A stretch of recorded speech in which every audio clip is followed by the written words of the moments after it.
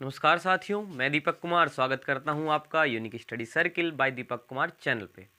दोस्तों, अगर आप इस चैनल पर नए हैं तो चैनल को सब्सक्राइब जरूर करें, साथ ही बेल आइकन प्रेस करना बिल्कुल नहीं भूलें, जिससे कि आने वाली सभी वीडियो के नोटिफिकेशन दोस्तों आपको समय पे मिलते रहे। और दोस्तों, अब तक की सभी वीडियो आपको हमारे चैनल की प्लेलिस्ट पर मिल जाएंगी। तो देखिए दोस्तों, जैसे कि आप जानते हैं, आप देख ही चुके हैं कि थंबनेल पर कि ये मैथ प्रैक्टिस बेंच है और इसमें अब तक हम कुछ वीडियोस बना चुके हैं दोस्तों, और इसी सीरीज को आगे बढ़ाते हुए हम आज की क्लास शुरू करते हैं।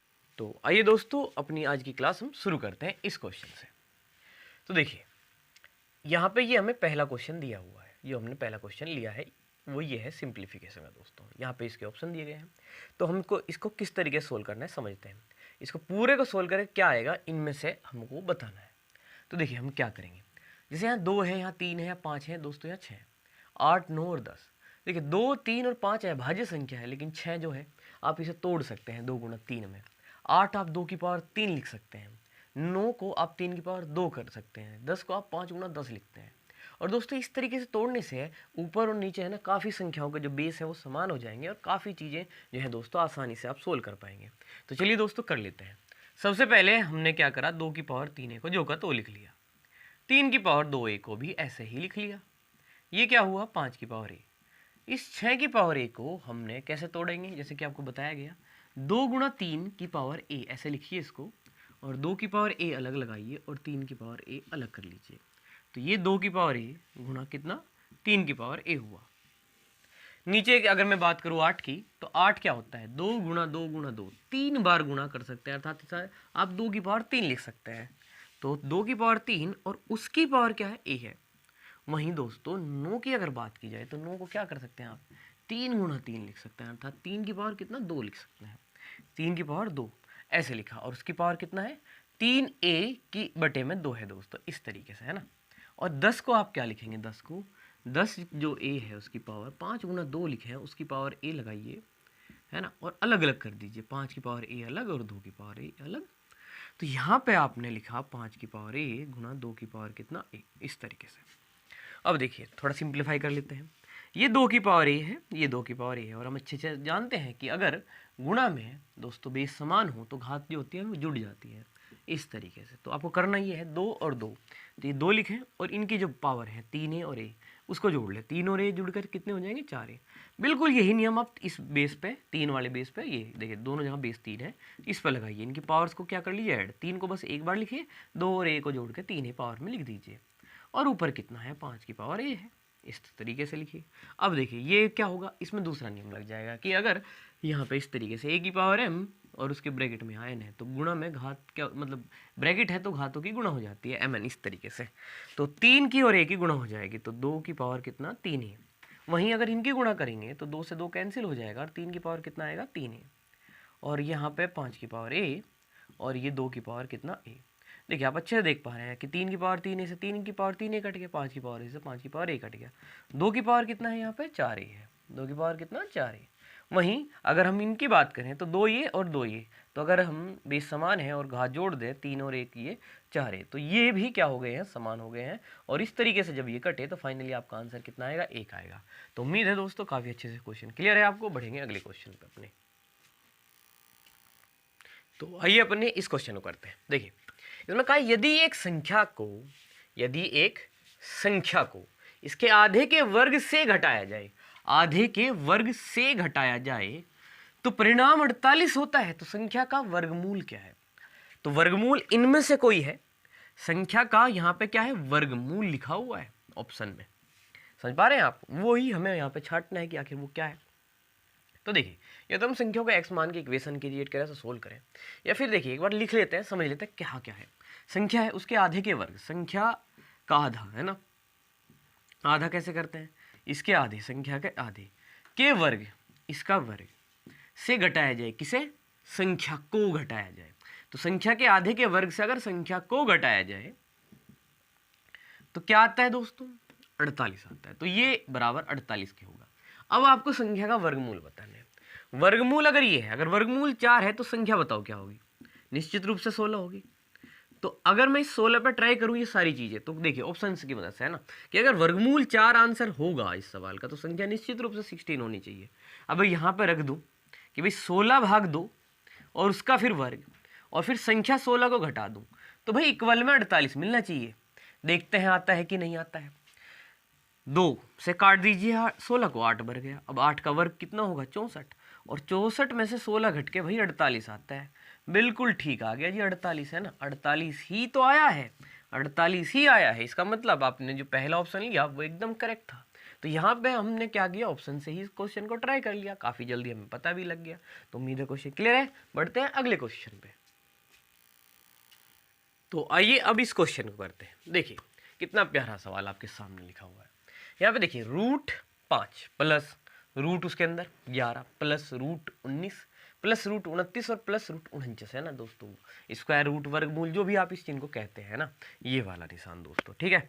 तो आपको इस सवाल में क्या करना है, बड़ा आसान काम है। आपको ना सबसे पीछे से इस क्वेश्चन को हल करते हुए चलना है। इसका है ना, इस पर √49 पे क्या लगा हुआ है, रूट, आप अच्छे से जानते। देखिए बताइए आप, अगर हम इस √49 की वैल्यू फाइंड आउट करें तो कितना होगा, 7 होगा। तो हम क्या करेंगे, ऐसे पीछे की तरफ से, पीछे जो वैल्यू है ना परफेक्ट स्क्वायर नंबर है। देखिए 29 परफेक्ट स्क्वायर नहीं है, 19 भी नहीं है, 11 भी नहीं है, 5 भी परफेक्ट स्क्वायर नहीं है। परफेक्ट स्क्वायर आप समझ ही रहे होंगे, जैसे 4 का √2 होता है, 9 का 3 होता है, 16 का 4 होता है ना, जैसे 4 चौक 16, 5 5 25, तो 25 का 5, 7 7 49, तो 49 का रूट कितना, 7 हो गया। तो दोस्तों हमने इसका देखिए, हमें पता लग गया इसका √7 आएगा। अब देखिए रूट हटने के बाद यहाँ प्लस का साइन है, तो ये जो 7 है ये इस 29 में आप क्या कर देंगे, ऐड कर देंगे। और देखिए नेक्स्ट लाइन आपकी क्या बन के आएगी कि भाई 5 प्लस √11, ठीक है, प्लस √19 जो है ना, देखिए 5 11 19 29 पे आ जाते हैं हम कि भाई 5 11 19, और अब इसकी बात कि भाई इसका तो ले लिया 7 को 29 में, क्योंकि अब ये रूट तो हट गया है, रूट था तब तक नहीं जुड़ सकता था ये, लेकिन हटने के बाद 7 आया, और 729 में जब ऐड करोगे आप दोस्तों कितना हो जाएगा, 36 हो जाएगा। इन दोनों का ऐड करने से आपको 36 मिला है, आपने 36 लिखा। अब देखिए जोड़ने के बाद आपको समझ में आएगा कि भाई वापस से आपको यहाँ पे एक परफेक्ट स्क्वायर नंबर मिला है, 36, 6 छंग 36 होते हैं, आप अच्छे से जानते हैं 6 छंग कितने होते हैं, 36। तो 36 का जो स्क्वायर रूट है वो दोस्तों वो कितना होगा, 6 होगा। तो अब इसके स्थान पे आप इसे हटाओगे, क्या लिखोगे, 6। और ये जो 6 है अब यहाँ पे प्लस है, ये इस 19 में ऐड हो जाएगा, और 19 और 6 कितना आ जाएगा, 25 आ जाएगा, 19 और 6 25। अब देखिए नेक्स्ट लाइन लिखिए आप, 5 ऐसे रखिए है ना, 11 को ऐसे रखिए, और ये ना देखिए 19 और 6 25, अब यहाँ पे 25। अब ये जुड़ने के बाद फिर से एक परफेक्ट स्क्वायर नंबर है, 25 का रूट कितना होता है, 5, तो अब यहाँ पे 5 लिख देंगे आप। तो 5 प्लस √11 है ना, ये 5 आ गया, 5 और 11 जुड़ जाएंगे, कितने हो जाएंगे, 16। अब इसका रूट कितना हो जाएगा दोस्तों, 16 का 4 हो जाएगा, 5 और ये कितना, 4, तो ये 4 और 5 जुड़ जाएंगे, और बताइए जुड़ने के बाद ये कितना होगा, 9 होगा, और 9 का रूट फाइनली आपका आंसर कितना है, 3 आया है। कितना है दोस्तों, 3 आया है। तो देखिए ये तो मैंने आपको पूरा डिटेल में समझाने के लिए थोड़ा सा है ना कई स्टेप लिखे, अदरवाइज आप देखिए समझ लीजिए, प्रैक्टिस कर लीजिए तो बेहतर ढंग होगा से आप क्वेश्चन को एकदम से यहीं पे बता दोगे कि भाई 49 का स्क्वायर रूट 7, उसके बाद ये प्लस ऐड हो जाएगा 29 में, 36 हो जाएगा। 36 का रूट कितना आ जाएगा, देखिए 6 आ जाएगा, 6 किस में, 19 में ऐड होगा तो वो 25 हो जाएगा। 25 का रूट कितना, 5, 5 किस में, 11 में ऐड होकर कितना हो जाएगा, 16 हो जाएगा। 16 का जो रूट है 4 हो जाएगा, 4 किस में, 5 में ऐड हो जाएगा, वो 9 हो जाएगा, 9 का कितना, 3 आ जाएगा। ठीक है दोस्तों, बढ़ते हैं अगले क्वेश्चन पर। तो आइए अब अपने इस क्वेश्चन को करते हैं। देखिए इसमें क्या है, कौशल प्रत्येक सही हल के लिए 3 अंक प्राप्त करता है। यानी कि कौशल जो है कोई परीक्षा दे रहा है और वह अगर अपना क्वेश्चन सही करता है तो सही हल के लिए वह 3 अंक उसे प्राप्त हो जाते हैं, तथा प्रत्येक गलत हल के लिए 2 अंक खोता है, अर्थात 2 अंक उसके काट लिए जाते हैं। वह 30 प्रश्नों का हल करता है, वह 30 प्रश्नों को हल करता है तथा 40 अंक क्या है, प्राप्त करता है। कौशल ने कितने प्रश्न सही किए थे इन 30 में से, ये हमें बताना है। तो देखिए कितना आसान होगा, अब समझिए आप है ना, एक बार लिख लीजिए कि भाई सही के लिए जो नंबर है ना, अंक है ना, वो 3 है, और जो गलत के लिए है ना, गलत हल के लिए वो 2 अंक कट जाते हैं, गलत के लिए है ना, इस तरीके से लिख लीजिए। अब देखिए कुल प्रश्न कितने हैं, 30 है, इसको भी लिख लेते हैं। दी गई जानकारी को पहले अच्छे से आप है ना इस तरीके से लिख लेते हैं, और जो अंक हैं वो कितने अंक प्राप्त किए, 40 अंक, तो 40 अंक उसने क्या किए हैं, प्राप्त किए हैं, 40 अंक प्राप्त किए, इसको भी लिख लीजिए। तो ये दिए गए डाटा हमने सारा लिख लिया। अब देखते हैं क्या पूछा है कि भाई कौशल ने कितने प्रश्न क्या किए हैं, सही किए हैं, ये हम बताना चाहते हैं। तो देखिए हम क्या करेंगे, हमने माना कि उसने सारे के सारे ही प्रश्न क्या किए थे, सही किए थे। तो अगर 30% सभी के सभी सही हो तो 1% के लिए 3 नंबर मिलता। तो 30 तिये 90, है ना, 90 अंक जो है उसको प्राप्त होते। बिल्कुल सही बात है ना, कि भाई 30 क्वेश्चन किए हैं और सही के लिए अगर 3 अंक मिलते हैं तो 30 गुणा 3 90 अंक उसको प्राप्त होने चाहिए थे, लेकिन उसको यहाँ पे कितने अंक मिले हैं, 40 अंक प्राप्त किए हैं। तो भाई इनका अंतर कितना है, 50 अंकों का, है ना, उसे मिले तो 40 है ना अंक, तो 90 मिलने चाहिए थे अगर सारे सही होते, लेकिन उसको केवल 40 अंक मिले हैं, तो उसको 50 अंक जो है कम मिले हैं। अब ये कम क्यों मिले हैं, क्योंकि एक गलत क्वेश्चन पर न तो ये 3 सही मिले और 2 और भी गलत कट गए, कुल मिला के एक गलत पर उसके 5 नंबरों का जो है दोस्तों उसको हानि हुई है। 5 नंबर कम आए हैं क्वेश्चन पर और कुल मिला के उसे 50 कम मिले हैं। तो इन 50 को आप इन 5 से ना भाग कर दीजिए। अब जो इनका अंतर था ना कि मिलने चाहिए थे सभी सही पे 90 और मिले हैं 40, इनका अंतर 50 आया। अब उस 50 को आप 3 तो देखिए यहाँ पे नहीं मिले उसे गलत होने की वजह से, 2 और कट भी गए, तो 5 नंबर को एक क्वेश्चन में नुकसान है। तो आप ये कहोगे भाई 10 क्वेश्चन उसके गलत हो गए हैं, है ना, 30 में से दरअसल उसके 10 क्वेश्चन क्या हो गए, गलत हो गए हैं। तो अगर उसके 10 क्वेश्चन गलत हो गए हैं तो 30 में से उसके सही क्वेश्चन कितने आए, 20 आए दोस्तों। चाहे तो आप अपना क्वेश्चन को ना दोबारा करके देख लीजिएगा कि अगर 20 30 60 क्वेश्चन दरअसल उसके से क्या होते सही, 20 क्वेश्चन क्या किया उसने सही हमारे हिसाब से, है ना, अब हमने क्वेश्चन कर लिया है पूरा, हमारा आंसर बी है। आप अपने क्वेश्चन की जाँच करना चाहे तो कर सकते हैं कि 20 क्वेश्चन अगर उसके सही हैं तो 3 नंबर मिलते तो उसे 60 नंबर दरअसल बैठे थे, लेकिन उसके 10 क्वेश्चन क्या हो गए, गलत हो गए, और एक 10 पे उसके 2 के हिसाब से, है ना, 20 नंबर कट गए, और इस तरीके से उसे कितने नंबर मिले, 40 नंबर मिले। समझे? तो दोस्तों बहुत ही बढ़िया तरीका था ये करना, है ना। तो देखिए हमने क्या किया था, सही क्वेश्चन मान लिए कि सारे ही सही हैं तो 90 अंक मिलने थे, लेकिन मिले 40, तो कितने अंक कम मिले, 50। क्यों? क्योंकि एक पे 3 और तो मिले नहीं और 2 और कट गए, तो 5 नंबरों का नुकसान हुआ। तो 10 क्वेश्चन गलत और सही 30 में से 10 जाके 20 क्वेश्चन सही हैं। अब बढ़ेंगे अगले क्वेश्चन पर। तो आइए अब इस क्वेश्चन को देखते हैं। इसमें कहा है एक गोले का पृष्ठ क्षेत्रफल तथा एक बेलन का वक्र पृष्ठ क्षेत्रफल समान है।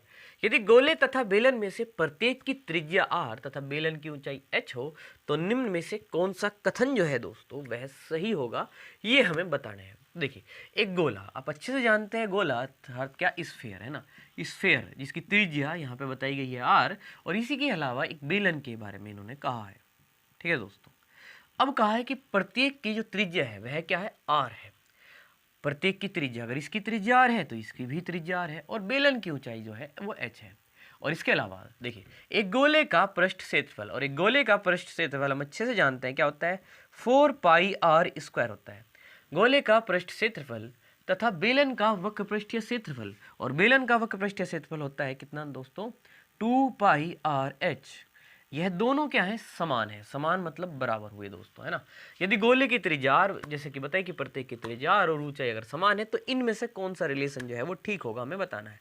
तो देखिए बस करना क्या है, देखिए दोनों तरफ से पाई काट दीजिए, इस 2 से इस 4 को 2 बार काट दीजिए, 2 दूनी 4, r से इसकी 2 पावर है ना, तो यहाँ पे एक r कट जाएगा इस तरीके से, तो 2r बचा है और उधर कितना बचा है, h। तो देखिए कितना आसान था ये रिलेशन निकालना, 2r बराबर कितना, h आ गया है। और उम्मीद है बड़ी आसानी से ये क्वेश्चन आपको समझ में जरूर आया है। अब बढ़ते हैं अगले क्वेश्चन पर। तो आइए अपने इस क्वेश्चन को करते हैं। का एक जमीन को 45,000 रुपये में बेचने से 10% घाटा होता है। घाटा मतलब दोस्तों हानि होती है। 15% मुनाफा, मुनाफा मतलब लाभ पाने के लिए, है ना, उसे कितने में बेचना होगा। तो देखिए काफ़ी आसानी से हम इस प्रकार के क्वेश्चन को करते हैं, और जो कि आपको अच्छे से पता है कि कौन सी ट्रिक लगाएंगे हम यहाँ, अपनी पहाड़ी ट्रिक दोस्त, है ना, काफ़ी पॉपुलर ट्रिक है ना हमारी, और आप अच्छे से जानते हैं पहाड़ी ट्रिक है इसका नाम।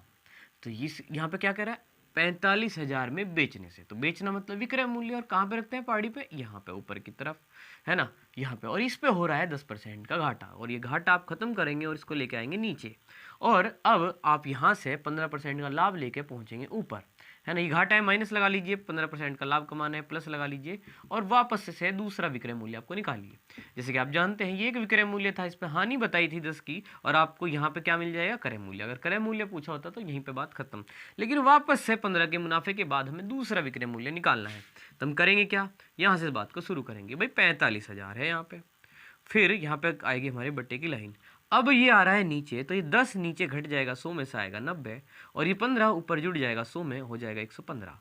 और बस आप इसको सोल्व कर दीजिए, जैसे कि 0 से 0 गया और 9 पंजे 45, और ये आपका 500 है। आप गुणा कर दें इनकी, है ना, तो 2 तो ये 0 और 5 पंजे 25, 5 एकम 5 और 2 7 और 5 एकम 5, तो 57,500 जो कि आपके ऑप्शन सी में है।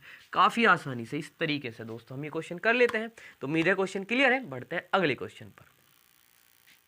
तो आइए अब अपने इस क्वेश्चन को करेंगे। देखिए कहा है धारा की दिशा में एक नाव 3 घंटे में 24 किलोमीटर की दूरी तय करती है। धारा के विपरीत दिशा में इसी दूरी को, यानी कि यही 24 किलोमीटर की दूरी है ना, को तय करने में 12 घंटे का समय लेती है। शांत जल में नाव की चाल क्या होगी? ठीक है, तो देखिए धारा की दिशा में चाल कैसे निकाल लेंगे हम? धारा की दिशा में, है ना, दिशा में चाल, देखिए चाल क्या होता है? दूरी बटे समय। क्या होता है दोस्तों? दूरी बटे समय होता है। और बताया गया है कि 3 घंटे में धारा की दिशा में 24 किलोमीटर की दूरी तय की गई है। तो भाई दूरी 24 और समय 3 घंटे, 3 अठे 24, और ये आपकी चाल आई धारा की दिशा में 8 किलोमीटर प्रति घंटा। ठीक है, अब देखिए यही दूरी धारा की विपरीत दिशा में, है ना, विपरीत दिशा में, तो विपरीत दिशा में चाल बताइए। देखिए क्या होगी? यही तो दूरी है 24 किलोमीटर, लेकिन समय जो है वो 12 घंटे है। तो भाई दूरी 24 किलोमीटर है, समय है 12, तो 12 दूनी 24, भाई ये आई 2 किलोमीटर प्रति घंटा। तो धारा की दिशा में जो चाल आई वो तो आई 8 किलोमीटर प्रति घंटा, और विपरीत दिशा में जो चाल आई वो आई 2 किलोमीटर प्रति घंटा। और हम अच्छे से जानते हैं कि शांत जल में नाव की चाल का फॉर्मूला जो है, शांत जल में, है ना, शांत जल में नाव की चाल क्या होती है? नाव की चाल भाई दिशा में चाल, है ना, धारा की दिशा में चाल प्लस विपरीत चाल, है ना, धारा की विपरीत दिशा में चाल बटे 2, बस यही हमारा फॉर्मूला है। तो हम क्या करेंगे? 8 ये तो है धारा की दिशा में चाल, और 2 विपरीत दिशा की चाल, दोनों को जोड़ेंगे, 2 से भाग कर देंगे, 8 और 2 10, भाग 2, 2 पंजे 10, और हमारे सवाल का आंसर क्या आ गया है? 5 किलोमीटर प्रति घंटा, जो कि आपका ऑप्शन ए है। तो काफ़ी आसानी से आपको ये सवाल जरूर समझ में आया होगा। बढ़ेंगे अगले क्वेश्चन पर। तो देखिए इस सवाल को करते हैं। इसमें कहा है किसी वर्ग का क्षेत्रफल 1764 वर्ग मीटर है। कोई वर्ग है, उसका क्षेत्रफल बताया है हमें, है ना, 1764।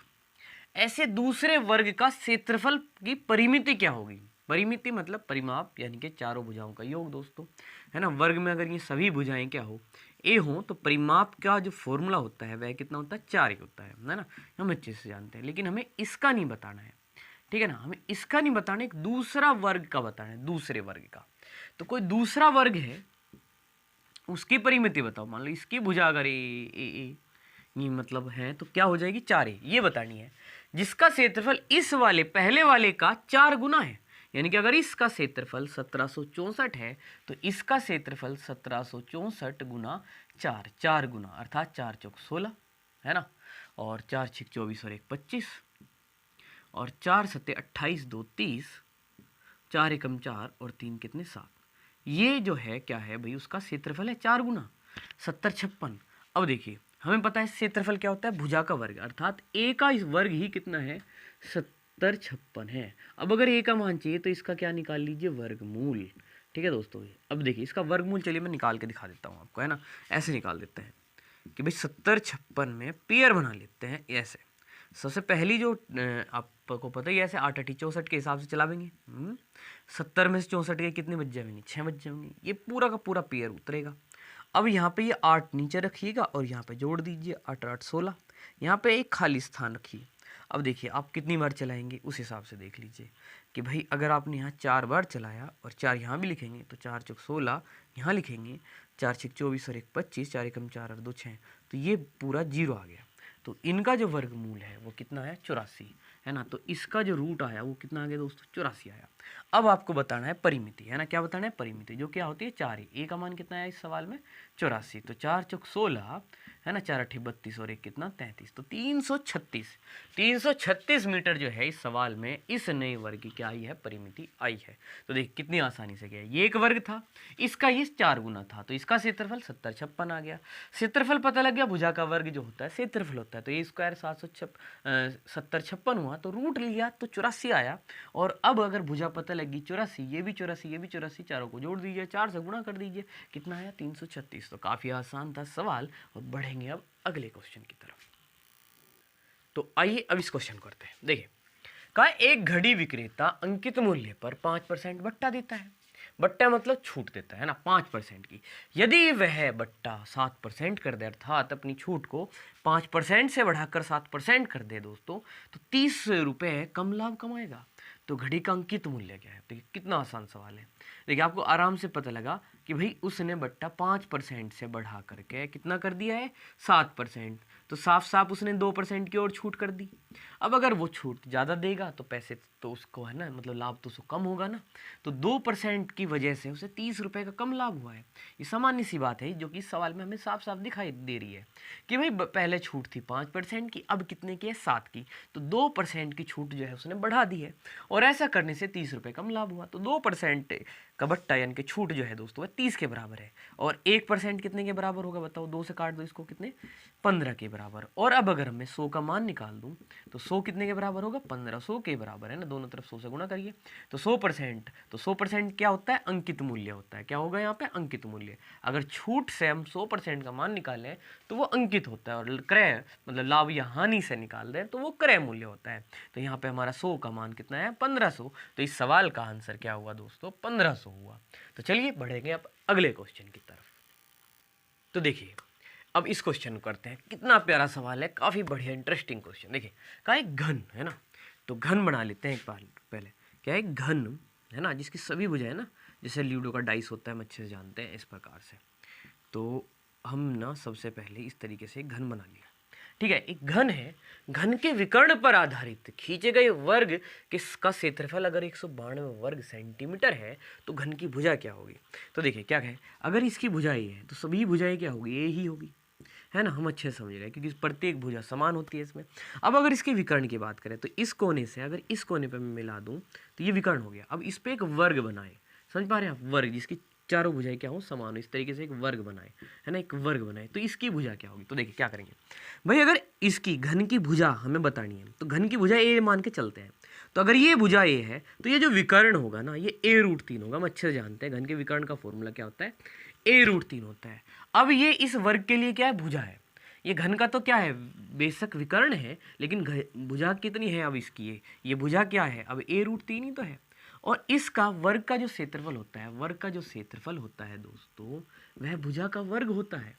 तो भुजा का वर्ग, तो उस हिसाब से अगर घन की भुजा ए है तो विकर्ण इसका बैठ रहा है a√3, और इसी को भुजा मान के अगर वर्ग बनाए तो भुज इसका क्षेत्रफल किसका, a√3 का वर्ग ही तो इसका क्षेत्रफल होगा, बिल्कुल। और ये दिया है इस सवाल में 192।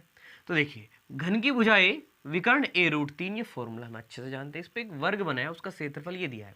तो हमने कहा भाई जो घन का विकर्ण वही इस वर्ग की भुजा, और वर्ग का क्षेत्रफल होता है भुजा का वर्ग, अर्थात a√3 का वर्ग जो है वो 192 के बराबर होगा। a का वर्ग ऐसे लिखिए, √3 का 3 हो गया, बराबर 192। और 3 से अगर इसे काट दें तो 3 छंगा 18, 3 चौक 12, तो a² 64 होगा। और इस आधार पर a का मान है ना 8 × 64 होते हैं। a का मान कितना है, 8 सेंटीमीटर। घन की भुजा जो है दोस्तों वह कितनी आ गई है, 8 सेंटीमीटर। और आपका आंसर क्या हुआ, a। तो उम्मीद है दोस्तों काफ़ी इंटरेस्टिंग क्वेश्चन था, आपको जरूर समझ में आया हो। तो उम्मीद करते हैं दोस्तों आपको वीडियो जरूर पसंद आई हो। तो दोस्तों वीडियो पसंद आए तो वीडियो को लाइक जरूर करें, शेयर करें, कमेंट करें। ठीक है दोस्तों, आज इतना रखेंगे, धन्यवाद, जय हिंद दोस्तों।